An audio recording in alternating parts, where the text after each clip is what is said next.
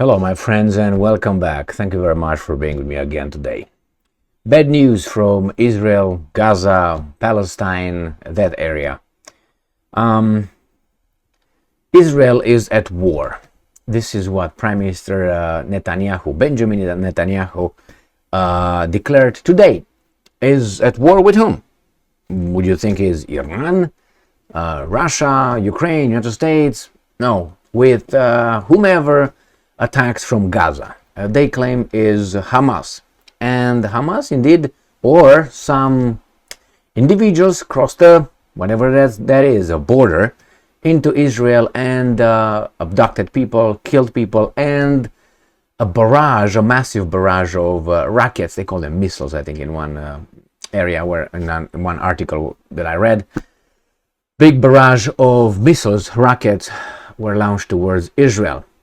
Israel, in retaliation, used military fighter jets, dozens of them, and they bombarded certain areas. So, let me show you 3 articles here and discuss this thing. I will start with Ukrainska Pravda, because this seems to be the most direct. Israeli Prime Minister addresses nation, and I'm quoting, "We are at war and we will win." The key word is we. Now, remember, and if you don't, I will remind you, or I will let you know, there's some big problems in Israel with a reform, I think it's justice reform or something like that, with some judges, the way how much autonomy the judge has, who can appoint them, who can something like that. And that's an organized, how do you call it, it's been for a few months already, probably you're aware of. There's a mass protest, organized mass protest. When you see something going on and on and on and on, and people, camping outside and and every day, that's an organized. That means there are some money spread around by some NGOs, some other state departments, foreign ministries, and so on. So, it's a coincidence right now, I would say. It's a coincidence that this occurs now when Netanyahu is in such a shaky ground. I'm not saying that it's a communication here, but on the other hand, why now?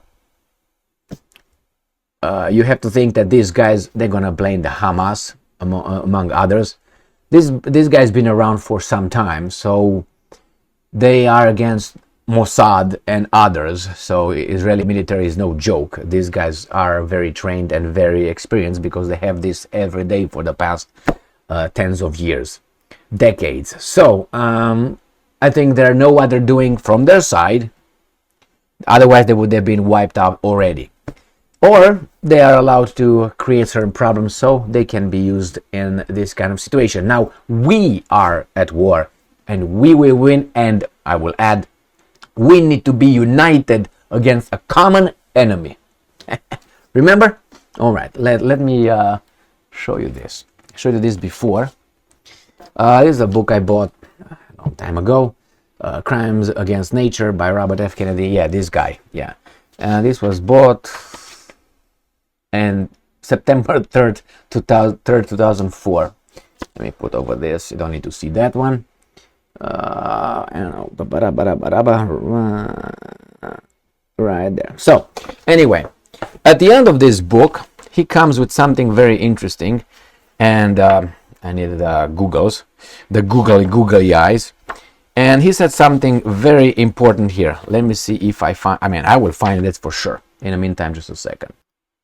And here it is. So again, is this book right here? It's page 194. And it's Goering talking.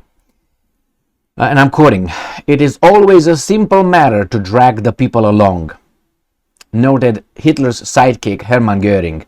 And I'm quoting again, "Whether it is a democracy or a fascist dictatorship, or a parliament or a communist dictatorship, voice or no voice, the people can always be brought to the bidding of the leaders. That is easy. All you have to do is tell them they are being attacked and denounce the peacemakers for lack of patriotism and exposing the country to danger. It works the same in any country." It's right here at the bottom. where I said Göring, right here. The page is right there.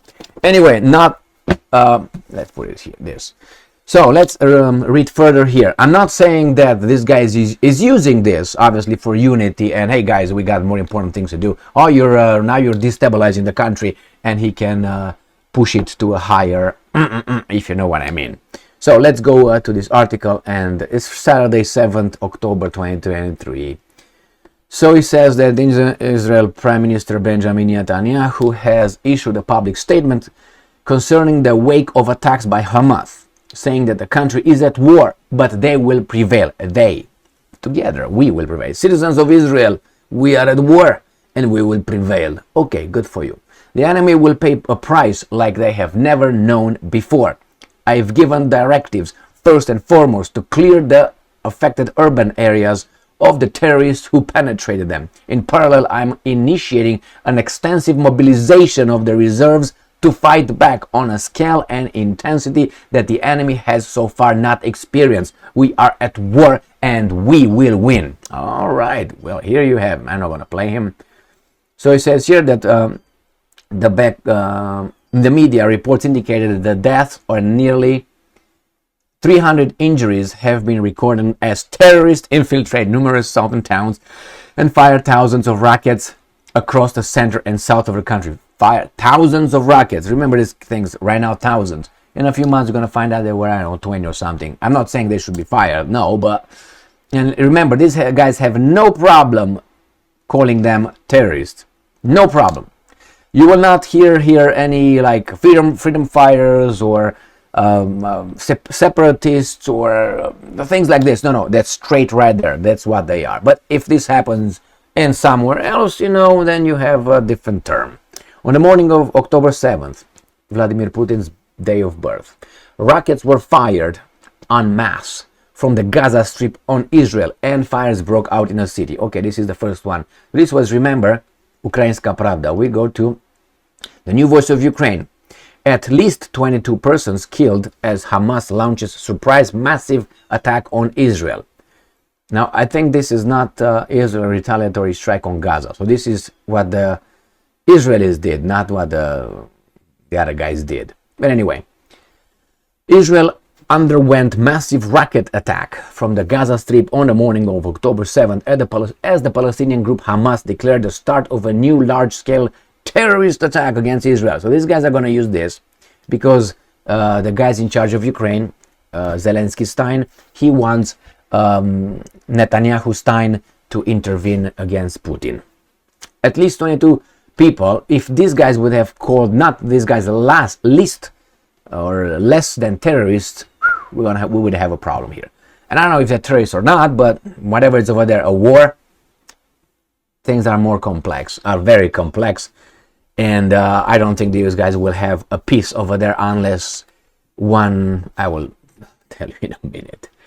So at least 22 people have been reported dead and at least 545 others injured. So wait a second. How many were over here? 300? How many did you say here? Was it 300? Yeah, 300 injuries. What time was this at? 12:08. 12:08. 8:25 a.m. Now, I don't know. That's by their time, by the probably Ukraine. This is Ukraine time. Anyway, let's don't tangle in this one. Not very important. They can say how many they want. They can say it was, they were, I don't know. It was about 50,000. Anyway, rockets barrage launched from Gaza into Israel, CNN reported. I have it right here, CNN, I think. So he declared war. Here are some pictures here. I'm not going to do that. These are the rockets fired from the Gaza Strip in Israel. So here are 1, 2, 3, 4, 5, 6. About 6 in this one. I have a video here. Supposedly, this is what they say. Footage shows dozens of Palestinian terrorists infiltrating into Israel from Gaza. Prime Minister he is going to be discussing what's going on. So he says there has been also an unprecedented number of reports of Palestinian militants. Watch your language. Infiltrating southern Israel. The Israeli authorities have instructed residents of the region to stay at home. Well. Here is, they say they attacked the nuclear power plant. I think it is. Israel's second largest power plant, and if it's nuclear.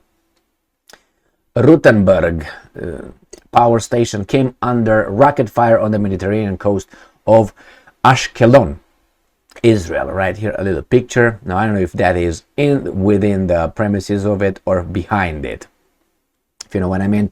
Like for instance, I'm not gonna show you. You realize, see this? If this is behind me and it's burning and it's right there, and I say, oh, I'm burning, and you see the smoke coming from behind me, you don't know if it's the book burning or my hair is burning. Is what I mean by that. Just so you know how to interpret certain pictures from time to time, and then write down, oh, it was attacked. I don't know, maybe it was here. This is what the Israelis did, I think, from the previous article, but they don't say anything down here on the bottom. These are a destroyed Israeli tank on the border between Israel and Gaza. Holy moly. Is this from now?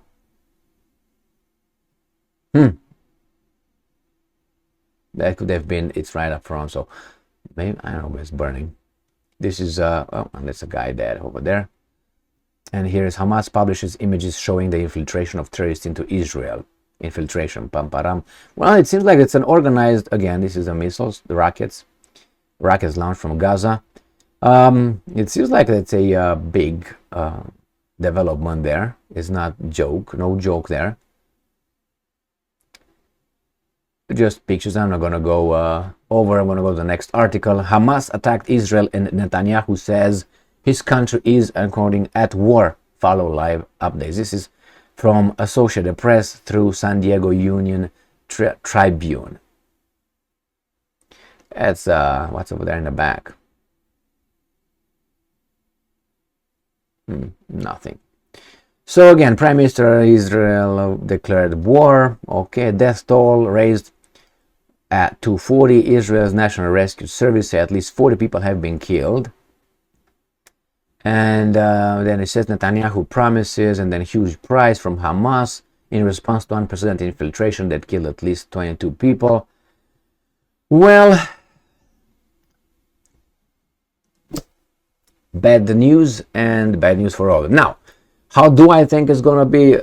I mean, I have spoken with, doesn't mean that if I've spoken with some people from there, Israelis and Palestinians, it means that is what actually happens. But you pick certain information from whomever you can, not only from these weasels from the mass media. And I don't think these guys, my personal opinion, I don't think these guys will ever, not ever, I don't want to say ever, but and I don't know, maybe in 1,000 years, cohabitate, to be together and be as a society.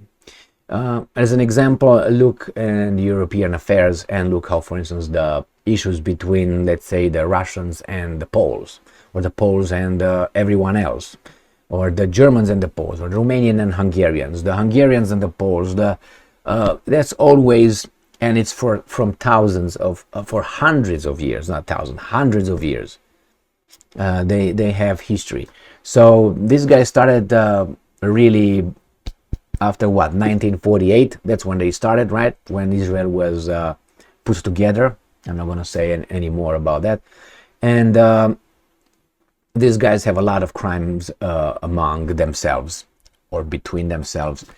And they will not, the spirits are too high, the tension, the hatred, the payback, and the ideology. That's, I think, the main obstacle is the ideology. They really believe, some, I think all of them actually, but all of them, I can't speak for all of them actually. But I think the main idea is this country was given to us by a higher power. And we just fulfill that, gift.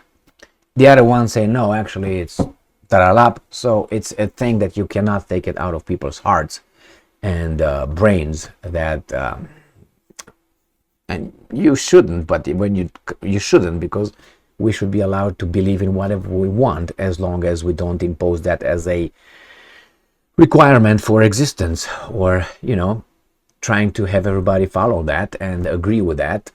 I mean, I can't just say, it's humpy-dumpy around. or Snow White, and it's Snow White around, and because of that, you should give me your house because Snow White told me that. The other side can say, what are you talking about? There's no Snow White. Let's start with that one. And that's the end of the whole conversation. So you can't fight it when I say that Snow White told me that your house or this house where you are in belongs to me. How are you gonna prove that Snow White doesn't exist? That's an impossibility. You can't. I mean, you can't.